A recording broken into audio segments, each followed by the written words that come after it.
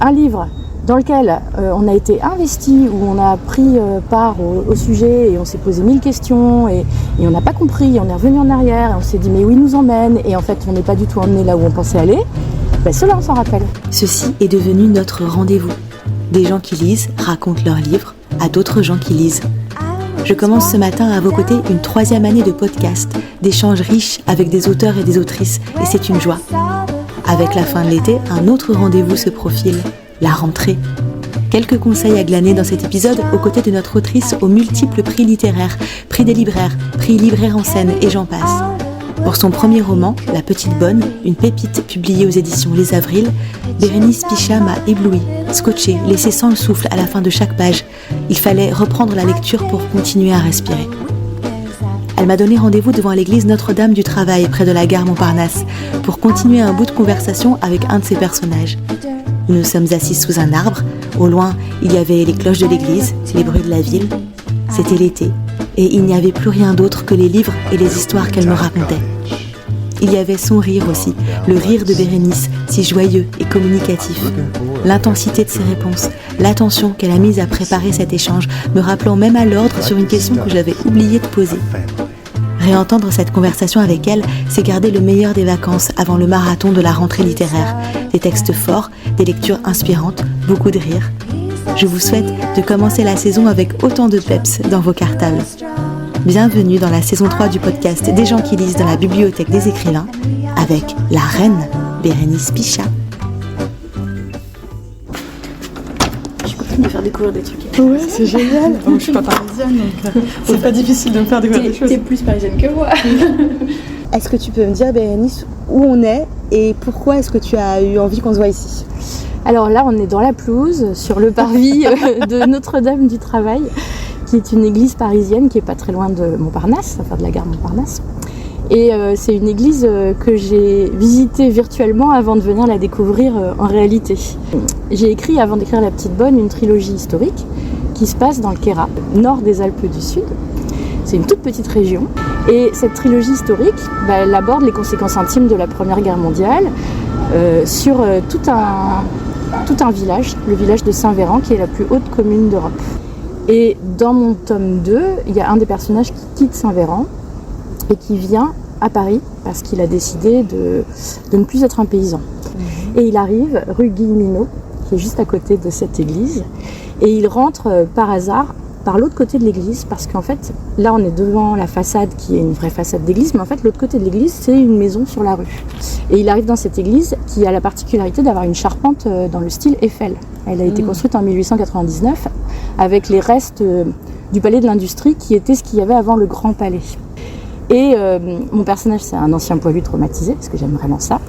Et il arrive, il visite cette église, et dans une des chapelles, il y a cette fresque qui représente des poilus morts au combat. Ça, j'avais jamais vu, moi, ça, de tableau dans une église qui représente des poilus. On est dans un lieu, je dois te dire, assez atypique pour une rencontre que j'ai faite. C'est la première fois qu'on me donne rendez-vous dans un lieu comme ça, donc c'est génial, j'adore. Et les lieux, enfin, je sais pas si pour toi c'est le cas, mais est-ce que le lieu dans lequel tu es t'influence aussi en tant que lectrice ? Est-ce que tu as besoin d'un endroit particulier pour lire ? Est-ce que le lieu te raconte une histoire ou est-ce que tu lis partout ? Moi, je peux lire partout. Ok. Ouais, je peux vraiment lire partout, C'est même avec du bruit et tout ça, tout me va. T'arrives à t'enfermer dans ta bulle. Si le livre est bon. Ah oui. Si t'es happée. Voilà, si je suis happée et je rentre dans le livre et je peux lire un livre sans m'arrêter pendant 2 jours. Ok. Par exemple, pour la petite anecdote, quand j'ai lu Harry Potter, oui. Donc mes enfants étaient tout petits et j'ai commencé à lire Harry Potter et du coup je le lisais tout le temps. Alors mon mari me dit bon, dépêche-toi de les finir qu'on n'en parle plus parce que c'est infernal, t'existes plus, t'es plus là, t'es tout le temps en train de lire. Et c'est mes élèves qui m'amenaient les tomes suivants parce qu'ils les avaient. Et ils adoraient prêter leur livre à la maîtresse. C'est génial. Et moi je leur collais des exercices de maths et puis je lisais encore. C'est pas vrai. Je voulais trop avoir la suite, quoi. C'est génial. Est-ce que tu aurais un mot, une phrase qui pour toi définirait vraiment le genre de lectrice que tu es ? Ah oui, j'ai mis vital. Parce que tu as travaillé, je vois tes notes. J'ai mis vital. Ton rapport à la lecture, il est vital ? Ouais, j'ai vraiment besoin de lire. Je suis une acheteuse compulsive de livres, on a des étagères partout, on n'en peut plus pas. Tu vas me raconter ta bibliothèque après. Mais mes bibliothèques, j'en ai dans toutes les pièces. Quand j'étais enfant, j'avais pas le droit de faire grand chose, hein. J'avais pas le droit de faire de sport, j'avais pas le droit de... Mais par contre on lisait beaucoup. Et ça c'est un truc qu'on a toujours eu. Ma mère nous achetait beaucoup de livres. Et donc, j'ai eu toujours une bibliothèque dans ma chambre. Je lisais, je relisais, des gros pavés très tôt. Je me rappelle que quand je suis rentrée en 6e, je crois, ma mère m'a offert tout Colette en Pléiade. Waouh! Je pense que c'était le conseil de la libraire. Ma mère n'a jamais lu Colette. Et je pense que si elle l'avait lu, elle me l'aurait pas offert. Et tu les as lus à ce moment-là? Ah, mais j'ai lu tout Colette. Ouais. Ouais, en 6e, je pense. Tu te rappelles, avant peut-être Colette, cette Pléiade, les premiers textes un peu marquants de l'enfance, de la petite enfance? J'ai découvert ce truc un peu magique de la lecture. Et puis, en fait, j'aimais pas plus lire que ça. Et puis, il y a une de mes petites copines de CP que j'avais invitée pour mon anniversaire et qui m'a offert un livre de la Bibliothèque Rose. Sur le coup, j'étais un peu dégoûtée de ce cadeau parce que j'attendais d'autres trucs, un cadeau d'anniversaire. Et en fait, je me rappelle de ce livre, je l'ai lu, j'ai voulu que mes enfants lisent, mais alors, ça a très mal vieilli, la Bibliothèque Rose. C'était lequel? Ça s'appelait La Forêt Enchantée. Ok. Et donc, c'était l'histoire d'enfants qui vivaient dans un arbre et qui se fabriquaient des petits gâteaux et tout ça. C'était, je pense, assez cucu. Mais en fait, je me souviens d'avoir été happée dans ce livre comme jamais dans rien avant. Et après, j'ai jamais arrêté de lire. Et c'est dingue, on peut s'extraire du monde et rentrer dans quelque chose et vivre des aventures. Et en fait, c'est vrai que c'est devenu une évidence. La lecture, ouais. Tu es maîtresse d'école, c'est quelque chose que j'imagine que tu as à cœur de le partager avec les enfants avec lesquels tu travailles. Comment tu t'y prends pour leur donner envie de lire? Alors, je leur fais beaucoup de lecture à haute voix. Ok. Avec des livres où je coupe toujours le moment suspense. Pour qu'ils se disent, mais qu'est-ce qui va se passer? Pour qu'ils se disent exactement, mais on a trop hâte de connaître la suite. Parce qu'en fait, il faut créer aussi cet horizon de lecteur. C'est comme ça qu'on dit dans la pédagogie. Horizon de lecteur, mais c'est très beau. Un horizon d'attente pour le lecteur. Pour avoir envie de devenir lecteur, il faut le créer, ce truc. Ça, c'est pas inné. Donc, montrer que justement, quand on lit, on accède à autre chose, que quand on lit, on peut être pris par ce qu'on lit parce qu'on va découvrir une aventure, des personnages, des émotions.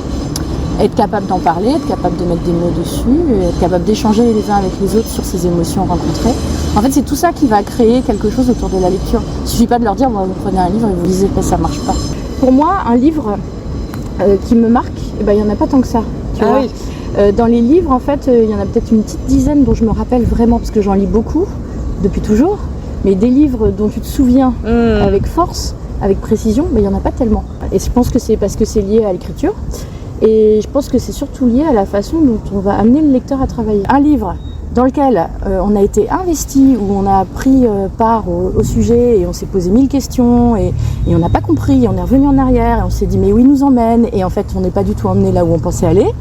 Cela on s'en rappelle. Avant de se voir aujourd'hui, qu'est-ce que tu étais en train de lire? Alors là je suis en train de lire Camille Laurence, Dans ses bras-là. Alors Camille Laurence, j'ai eu la chance de partager un gîte avec elle il y a 15 jours, 3 semaines. On était invités ensemble dans un petit festival super mignon dans le Périgord. Ouais. Et donc c'est à cette occasion que tu as découvert ce livre-là? Voilà, celui-ci, en fait, j'en avais déjà lu d'autres de Camille Laurence, mais du coup, sur place, j'en ai racheté 2 autres que je n'avais pas lus. Et celui-ci, Dans ses bras-là, c'est celui qui a eu le prix Femina et le prix Renaudot des lycéens en 2000. Ok, je connais pas du tout ce texte. C'est super. Tu peux me dire de quoi ça parle en quelques mots? Alors déjà, Camille Laurence, elle a une écriture qui est... Tu connais? J'ai lu quelques-uns d'elle, j'ai lu dernièrement Ta promesse que j'ai adoré. Très bien. Ouais. Alors voilà un livre qui fait travailler le lecteur. Oui, alors moi j'avais lu d'elle La petite danseuse de 14 ans, qui est super, et puis j'avais lu Fille. Et bien Fille, oui, bien sûr. Alors Camille Laurence, donc dans son écriture, elle écrit toujours sur des choses qui lui sont personnelles, qui lui sont arrivées, c'est-à-dire que elle part de sa vie pour faire de la fiction. D'accord. Donc il y a plein d'éléments vrais qui s'entrelacent avec des éléments faux. Mais quand on a lu plusieurs de ses livres, en fait, on commence à repérer parce qu'elle redit toujours les mêmes histoires finalement, mais avec des points de vue qui sont un petit peu différents, quoi. Mais voilà, et elle écrit merveilleusement. Et là, Dans ses bras-là, c'est des chapitres très courts. Il a eu le prix Renaudot des lycéens et en fait, je me dis que j'aurais trop aimé avoir ce type de livre à lire au lycée. Et puis, il n'est pas narratif en fait, ce livre. D'accord. C'est-à-dire qu'en fait, elle présente son attrait pour les hommes. Dans ses bras-là, c'est dans les bras des hommes. Ok, donc les histoires d'amour qu'elle a pu, ou charnel en tout cas qu'elle a pu vivre. Les histoires avec les hommes. Ok.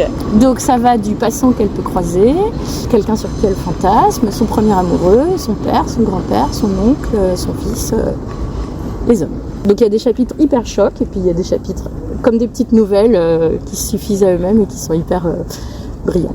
Je le vois tout propre, etc. Tu n'écris pas dans tes livres, non. Toi? J'écris pas tu dans ne cornes pas les pages. Non plus. Sauf si j'ai pas de marque-page, mais j'ai toujours un bout de papier qui traîne. La corne, ça serait vraiment pour te servir de marque-page si jamais. Oui. Quand tu lis un livre, on parlait de traces tout à l'heure, de souvenirs. Quand tu lis un livre, si tu as envie de te souvenir de quelque chose, d'un passage, tu l'écris, tu fais confiance à ta mémoire. Alors, je me dis que je vais faire confiance à ma mémoire qui est assez mauvaise en fait. C'est-à-dire, je me dis, oh, mais c'est très chargé. Tu sais, quand tu lis un livre de Virginie Despentes toutes les 5 minutes, t'as envie d'écrire une phrase qu'elle a écrite tellement c'est costaud, tu vois. Ouais. Donc, à chaque fois, tu dis, ah, celle-là, elle est trop bien, je vais m'en rappeler. Puis en fait, évidemment, comme celle d'après est aussi bien, tu te dis, j'efface la précédente. Ouais. Mais ça infuse, voilà. Il y a quelque chose qui se passe. Mais forcément, les choses je crois beaucoup à l'imprégnation en fait.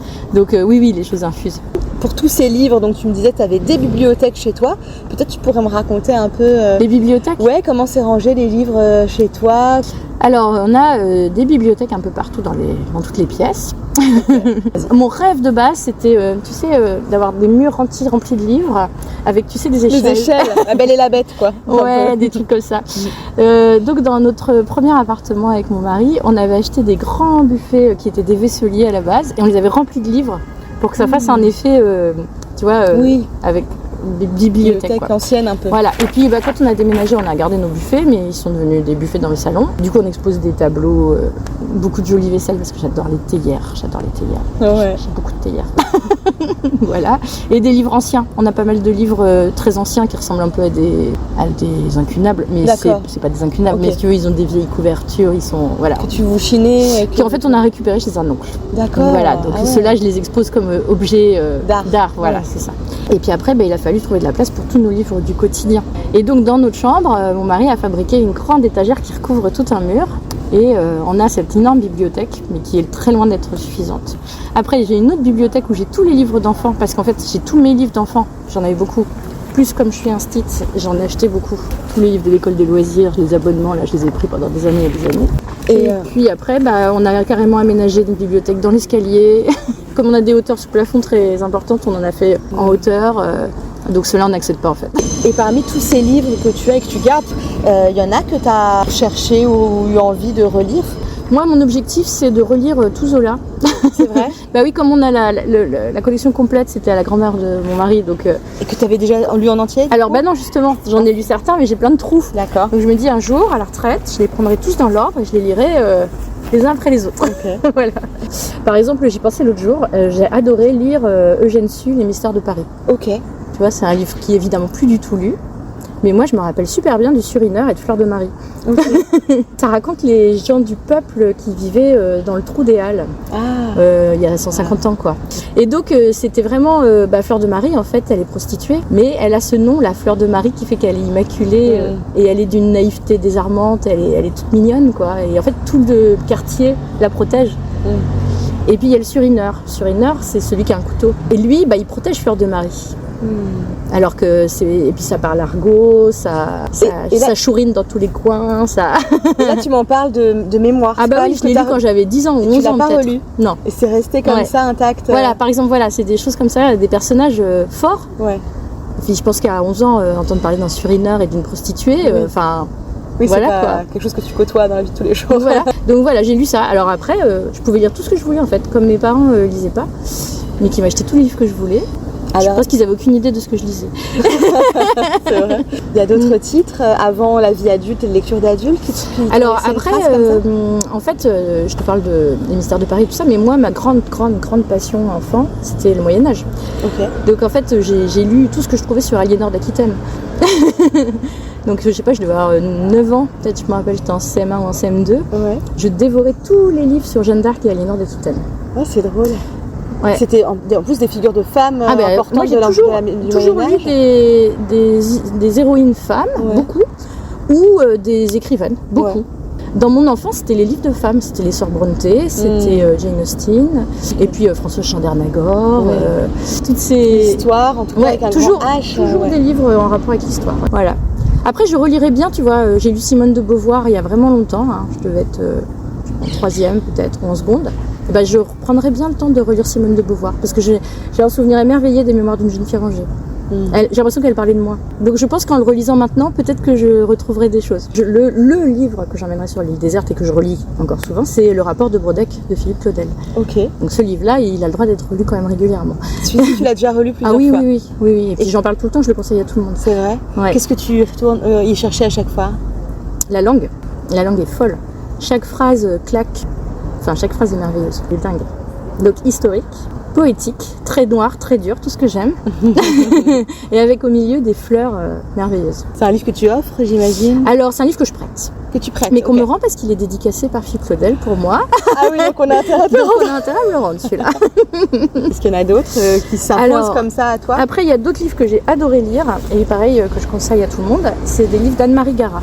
Ok. Voilà, la trilogie d'Anne-Marie Gara, qui est une trilogie historique, mais pas que, qui raconte l'histoire d'une famille avant la Première Guerre mondiale jusqu'à dans les années 80. Okay. C'est dingue, c'est merveilleux.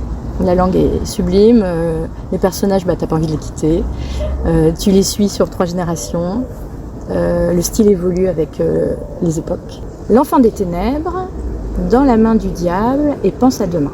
Mais est-ce qu'il y a des livres que tu aimes particulièrement offrir, faire découvrir Mais en fait, moi, j'offre des livres pour enfants, aux enfants.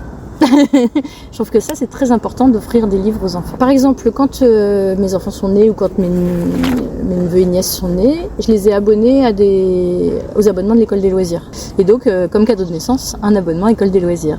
Sympa. Donc voilà, il y a tous les âges, quoi. Il y a des livres de la naissance jusqu'à l'adolescence. Je trouve que c'est un chouette cadeau à faire. Et il y a un livre tous les mois, du coup. Est-ce que tu arrives à voir quel est le dénominateur commun, en fait? Qu'est-ce qu'il faut pour qu'un livre te touche, pour qu'un livre t'as envie de t'y plonger? Une langue. Une langue. En premier lieu, c'est ce que tu réponds. Oui. Ouais. Je pense qu'il faut que le style il me happe. Mais après de la langue, il peut y avoir toutes sortes de langues. J'adore Annie Ernaux.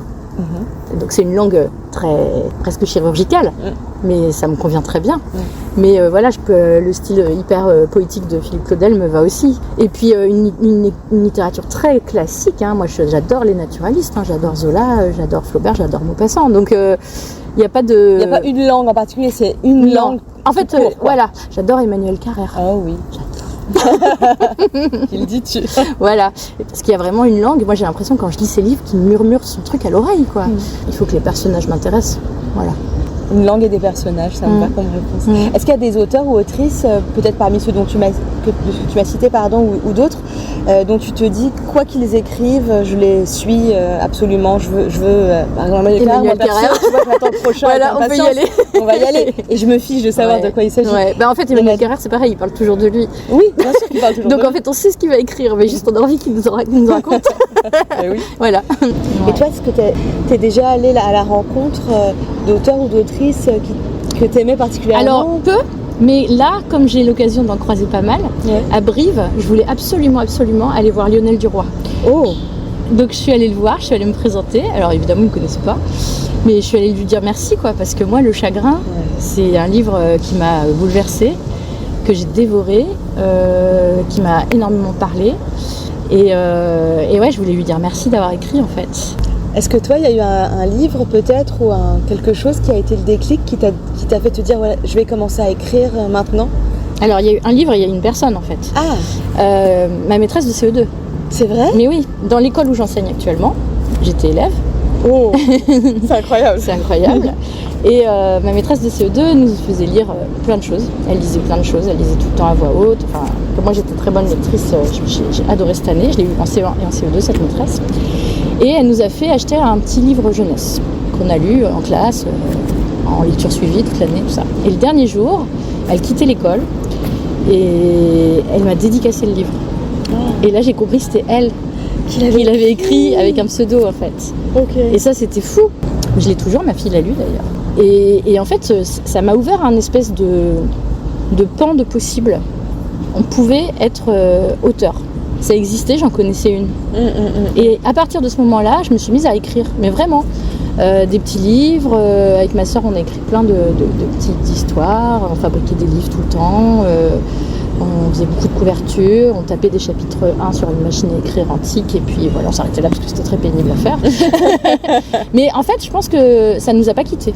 Est-ce que parmi toutes les lectures que tu as pu faire ces derniers temps, il y a un livre, hormis Dans ses bras-là de Camille Laurence dont on a parlé tout à l'heure, qui t'a marqué, qui t'a plu, dont tu as envie de me parler? Eh bien justement, le livre de Bénédicte Dupré-Latour, Terre promise, Oui. j'ai adoré sa langue, Oui. qui est extraordinaire. Et son audace, parce que raconter des histoires de... On mange des bébés et on viole des femmes, moi je me sens bien incapable de le faire. Et elle le fait avec une virtuosité qui m'a laissée éblouie. Et puis j'ai aussi lu Alors c'est bien de Clémentine Mélois, Oui. et que j'ai adoré aussi. Je l'avais vue à la Grande Librairie quand elle est venue le présenter. Et c'est vrai qu'elle est formidable. Et son livre, c'est un bouillon d'émotions. Oui. À la fois drôle mais voilà, c'est un sujet pas drôle et on a envie de rire à chaque page en fait. Et ça c'est fort de réussir à faire ça. Ça a l'air de rien et puis en fait on est cueilli à chaque phrase.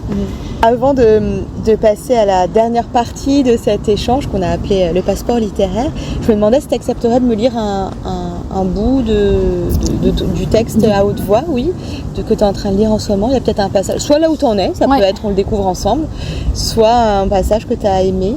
Alors, ça par exemple, c'est génial. Elle fait un chapitre entier avec que des questions. C'est génial. Oui. C'est là où chaque chapitre a presque son style d'écriture. Et ça, c'est le chapitre L'amant. L'amant. Alors, je peux lire ça. L'amant. Est-ce qu'il va l'appeler? À quelle heure? Est-ce qu'on pourra se voir? Quand? Combien de temps? Où? Dans quel hôtel? Est-ce qu'il aime sa femme? Est-ce qu'il lui fait l'amour? Est-ce qu'il m'aime? Est-ce que cette robe me va? Est-ce que ça va lui plaire? Est-ce qu'il préfère les blondes? Est-ce que je suis trop grosse? Est-ce qu'il me trouve belle? Plus belle que sa femme? Plus intelligente? Meilleure amante? Est-ce qu'ils font comme nous quand ils font l'amour? S'ils font l'amour? Est-ce qu'il lui dit les mêmes choses? Est-ce qu'il l'aime? Est-ce qu'il l'aime plus que moi? Est-ce qu'il m'aime? Est-ce qu'il va quitter sa femme? Est-ce que je vais quitter mon mari? Est-ce que je devrais? Est-ce que ce ne serait pas une erreur? Est-ce qu'il est jaloux de mon mari? Est-ce que je ne devrais pas le rendre jaloux, le rendre fou de jalousie, le pousser à bout? Est-ce que sa femme se doute de quelque chose? Est-ce qu'il a peur qu'elle le sache? Est-ce qu'il a peur que mon mari la prenne? Est-ce qu'il a peur? Est-ce qu'il est lâche? Est-ce que tous les hommes sont lâches? Est-ce que tous les hommes sont des salauds? Est-ce que c'est seulement pour la baise? Est-ce que je devrais rompre? Quelle heure est-il? Est-ce qu'il a eu un empêchement? Est-ce qu'il a eu un accident? Est-ce qu'il viendra? Est-ce que c'est fini? Est-ce que ça signifie que c'est fini? Est-ce qu'il finit à 5h le mardi? Est-ce que c'est sa voiture là devant le portail? Est-ce que je pourrais lui parler? Est-ce qu'on aura 5 minutes à nous? Est-ce que les autres se doutent de quelque chose? Est-ce qu'il me ment? Est-ce qu'il en a assez de moi? Est-ce qu'il a eu d'autres aventures avant moi? Combien? Est-ce qu'il a été amoureux? Très? Quand? Est-ce qu'il y a longtemps? Est-ce qu'il y pense encore? Est-ce que notre histoire va durer? Est-ce qu'il pense à moi? Est-ce que je lui manque? Est-ce qu'il sait que je l'aime? Est-ce que j'ai tort de lui montrer, de le lui dire? Est-ce que je ne devrais pas être plus distante, plus secrète? Est-ce qu'il sait que j'attends qu'il appelle? Est-ce qu'il va appeler? Quand? À quelle heure? Pourquoi n'appelle-t-il pas? Qu'est-ce que je vais lui dire s'il appelle? Est-ce que je ne devrais pas me contenter de banalités, éviter les questions, les signes d'anxiété? Est-ce qu'il m'aime? Est-ce qu'il m'aime vraiment? C'est génial. Hein. C'est génial, c'est incroyable. Comme on projette dans ces phrases, c'est vachement bien. Bérénice, c'est parti. Si tu étais un titre de livre? Bérénice? Ah mais oui. Bérénice de Racine. Ou l'autre. Et la première fois qu'Aurélien vit Bérénice, il la trouve très laide. Ah oui, tu pensais à ça, excuse-moi, j'étais partie sur la Bérénice. Ça peut être les deux. Oui, qui nous laisse choisir. Évidemment, quand on a un prénom aussi romanesque, t'aurais tort de t'en priver. Et alors, est-ce que si tu étais une héroïne ou un héros de roman, tu serais aussi Bérénice? Mais non, en fait, j'ai pensé à Elena, l'amie prodigieuse. Alors, j'ai adoré lire ça. Oui. Et en fait, j'étais en perpétuelle identification avec Elena. Elena, c'est celle qui raconte l'histoire, hein. Ça c'est les nous. C'est ça. Celle qui raconte l'histoire, qui est tout le temps dans l'observation des autres, qui en tire des choses pour écrire, qui se sent pas forcément légitime, mais finalement c'est elle qui réussit, qui a une amie prodigieuse, mais qui finalement n'est pas une bonne amie, mais en même temps qui est un pôle d'attraction, qui est inspirante. J'étais en parfaite empathie avec les nous. J'aime beaucoup. Est-ce que tu pourrais me parler d'un dernier grand chagrin de lecture? Tu peux entendre le mot chagrin. Le chagrin. Le chagrin de Lionel Duroy, voilà. Ouais, qui m'a Dans quel sens bouleversée. Il t'a chagriné? Ce qui lui est arrivé est chagrinant, ouais. L'histoire de sa vie. Et puis pour moi, ça a eu plein d'échos avec ma vie aussi. Donc il y a plein de choses qui m'ont parlé, qui m'ont bouleversée en tout cas. C'est pour ça que je voulais aller le voir. Est-ce qu'il y a des livres dont des passages ou des citations t'accompagnent? Est-ce qu'il y a des phrases comme ça que tu aimes noter ou te répéter? Alors, c'est ce que je te disais, j'ai une assez mauvaise mémoire des citations, mais par contre, il y a quand même une citation de Camille Laurence qui m'est restée dans Fille, où elle explique un truc hyper fort. Elle a perdu un bébé à la naissance, en fait, et cet enfant, il continue d'être là, elle le voit, elle continue d'avoir cette interaction juste elle et lui, comme un petit fantôme, en fait, qui est toujours là avec elle. Et puis après, elle a eu d'autres enfants et elle est enceinte de sa fille. Elle explique à cet enfant qui est mort qu'il est toujours là, que ça ne retire rien, qu'elle a un autre bébé. Et elle explique elle voit son corps enceinte, en fait, à 8 mois de grossesse, là. Et elle se sent mi-tombeau, mi-berceau. Oh, c'est beau, hein.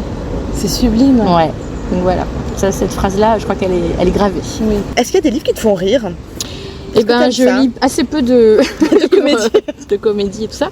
Mais bon, là, j'avais quand même le Alors c'est bien de Clémentine Mélois, qui m'a vraiment fait rire. Aussi étonnant que ça puisse paraître vu le sujet. Mais non, là, la phrase où son père lui dit qu'il est fier d'elle. Et puis elle lui dit, oh papa, t'es vidéo, et qui lui répond, oui, enfin tu seras en prison, ça ramènerait moins. C'est très drôle. Mais j'étais morte de rire toute seule, quoi. C'est vrai. Est-ce que tu sais ce que tu vas lire juste après parmi la montagne de livres? Exactement. Alors j'ai Armure de Stéphanie Hochet, et c'est génial parce que c'est un livre sur Jeanne d'Arc. Oh, c'est génial. Donc je suis trop contente. Petit clin d'œil à la petite fille. Ouais. Il y a une question que tu m'as pas posée. Oui. Est-ce que tu lis des livres sur la lecture? Oui, c'est vrai. Et j'aimerais bien t'entendre là-dessus. Eh ben oui. Et là, je voulais parler de Écrire comme une abeille de Clémentine Beauvais. Oh oui. Alors j'adore Clémentine. Moi aussi. Et Écrire comme une abeille, eh ben je lui dis un grand merci. Parce que j'étais en train d'écrire La Petite Bonne quand je l'ai lu, et ça m'a fait un électrochoc, ce livre, vraiment, parce qu'elle explique déjà hyper bien toute la démarche de l'écriture, et je trouve ça hyper intéressant quand on est en train d'écrire un livre, d'avoir aussi cette espèce de confidence entre auteurs, parce que c'est un truc que dans la vraie vie on n'a pas. Et puis elle explique hyper bien dedans le principe du show don't tell. Quand tu vois, je te disais, il y a des livres qui sont très sympas à lire, mais ils te disent attention, il va y avoir une émotion, ils te décrivent l'émotion et après ils te disent comment tu dois la prendre. Et ben, c'est pas ça. Ton personnage, il est au cœur du truc, et en fait, quand le lecteur il lit ce qui se passe, ben, il comprend l'émotion parce qu'en fait, il la vit. Alors Annie Ernaux a fait ça remarquablement, et en fait, elle le théorise en fait, ce truc-là dans le bouquin. Elle donne des exemples, enfin, tu vois, c'est hyper étayé, c'est presque une masterclass. Ouais. Voilà. On arrive à la fin de cet entretien. La particularité de ce podcast, c'est que la personne que j'ai vue avant toi t'adresse une question mais ne sait pas pour qui elle sera. C'est une question à l'inconnu. C'est Elsa Flagel, que j'ai rencontrée précédemment, et qui te pose la question suivante, qui est une question qui la traverse aussi. Est-ce que parfois tu penses que la source de tes mots pourrait se tarir? Est-ce que tu as peur de ne plus rien avoir à écrire? En fait, mes 25 années d'atelier d'écriture m'ont appris comment ça se passait. C'est-à-dire que tu arrives à l'atelier d'écriture et tu n'as aucune idée de ce que tu vas faire. Et puis, il va y avoir une situation, une consigne, un objet, peu importe. Et que magiquement, il y aura quelque chose. Et donc, je ne sais pas d'où ça vient, je ne sais pas comment ça procède. Mais tu écris 3 heures et à la fin, il y a un texte qui tient la route, que tu vas lire à tout le monde. Donc, j'y crois pas, moi, au truc de la page blanche. Toi, t'es forte de cette structure-là. En tout cas, je sais que ça se provoque. Ouais. Voilà, que ça se provoque. Et les choses se font très simplement. Mais je dis toujours, moi, que l'écriture, ça peut paraître magique, mais en fait, c'est comme le sport. C'est quelque chose qu'il faut pratiquer tout le temps, et c'est comme un muscle. Il y a un entraînement. Donc ça peut paraître magique, mais en fait ça l'est pas. C'est comme les gens qui peuvent faire des marathons, ils s'y mettent pas en 5 minutes. Au début ils ont couru autour de l'immeuble, puis après autour du quartier, puis après autour de la ville. Et ben l'écriture c'est pareil. Il faut un entraînement. Moi je fais 0 sport, mais j'écris. C'est pas mal, merci beaucoup, je lui ferai part de ta réponse. À ton tour, il faut que tu poses une question à la personne que je verrai après toi, mais sans que tu saches qui il ou elle sera. Alors moi j'ai cette question de me demander si c'est quelque chose qui arrive à tous les auteurs ou juste à moi. Est-ce que vous êtes en perpétuelle conversation intérieure avec vos personnages? Je lui poserai la question et je te donnerai sa réponse. J'ai une toute dernière question, après je te laisse tranquille. Est-ce que parmi tous les livres dont tu m'as parlé, ou peut-être d'autres dont tu m'as pas encore parlé, il y en a un dont tu me conseillerais la lecture à moi personnellement, en me disant vraiment s'il y a un seul livre à lire? Alors j'ai pas parlé du Lambeau de Philippe Lançon. L'as-tu lu? Eh bien non. Oh, Tu vois, quelle chance de ne pas l'avoir encore lu. On est noté. Tu veux en dire un mot? Ah bah oui. Alors, je l'ai lu pendant le confinement, moi. C'est une de mes copines qui me l'a prêté et qui m'a dit mais il faut que tu lises ça, absolument. Donc je l'ai lu pendant le confinement, j'ai adoré cette lecture.